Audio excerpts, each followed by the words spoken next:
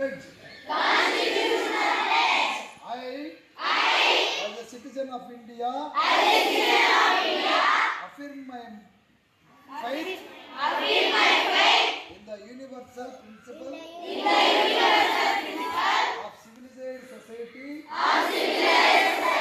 namely, that every dispute between citizens, groups, institutions, or organizations of